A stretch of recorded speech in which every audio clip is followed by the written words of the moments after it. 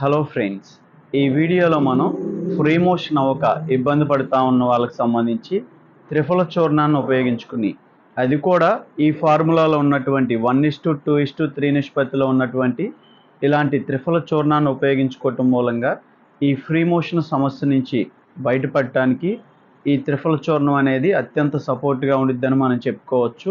Free motion అవ్వకపోవటానికి అనేక రకాల కారణాలు ఉన్నాయి.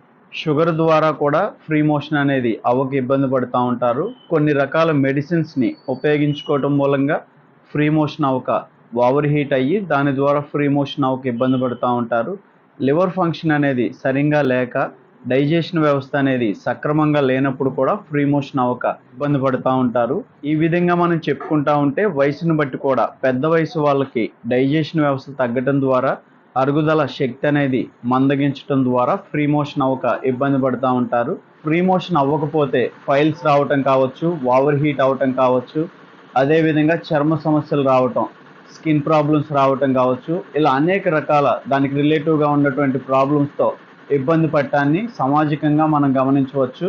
ఈ విధంగా మనం చెప్పుకున్నట్లయితే ఫ్రీ మోషన్ అవ్వకపోవటం మూలంగా శరీరంలో వాత దోషం అనేది ఎక్కువ అవటం మూలంగా కండరాల నొప్పులు రావటం కావచ్చు, అదేవిధంగా కీళ్ళ వాతాలు రావటం కావచ్చు, బాడీ పెయిన్స్ రావటం కావచ్చు, ఈ విధంగా అనేక రకాల ఇబ్బందులకి ఈ ఫ్రీ మోషన్ అవ్వకపోవటం అనేది ఒక కారణంగా మనం చెప్పుకోవచ్చు. ఈ త్రిఫల చూర్ణాన్ని ఫ్రీ మోషన్ అవ్వక ఇబ్బంది పడుతూ ఉన్న వాళ్ళు ఏ విధంగా ఉపయోగించాలంటే, రాత్రి పనుకునే సమయంలో ఒక గ్లాసు గోరువెచ్చని నీళ్ళకి 1 స్పూన్ త్రిఫల చూర్ణాన్ని కలిపి తీసుకోవాల్సి ఉంటుంది. రాత్రి సమయంలో ఈ త్రిఫల చూర్ణాన్ని ఉపయోగించుకోవటం మూలంగా ఫ్రీ మోషన్ అవ్వటానికి దానికి రిలేటివ్గా ఉన్నటువంటి అనేక రకాల సమస్యలకి ఇది మంచి సపోర్ట్గా ఉండిద్దని మనం చెప్పుకోవచ్చు. ఈ త్రిఫల చూర్ణాన్ని ఉపయోగించిన తర్వాత మీరు పొందుకున్నటువంటి మార్పుల్ని, మీరు చూసినటువంటి రిజల్ట్ని కామెంట్ సెక్షన్ ద్వారా తెలియజేసినట్లయితే అనేక మందికి ప్రయోజనకరంగా ఉండబోతా ఉంది. ఈ వీడియోలో మనం త్రిఫల చూర్ణం అనేది ఫ్రీ మోషన్ అవ్వటానికి ఏ విధంగా ఉపయోగపడిద్ది, ఏ విధంగా ఉపయోగించాలి, ఇలాంటి విషయాల గురించి తెలుసుకున్నాం.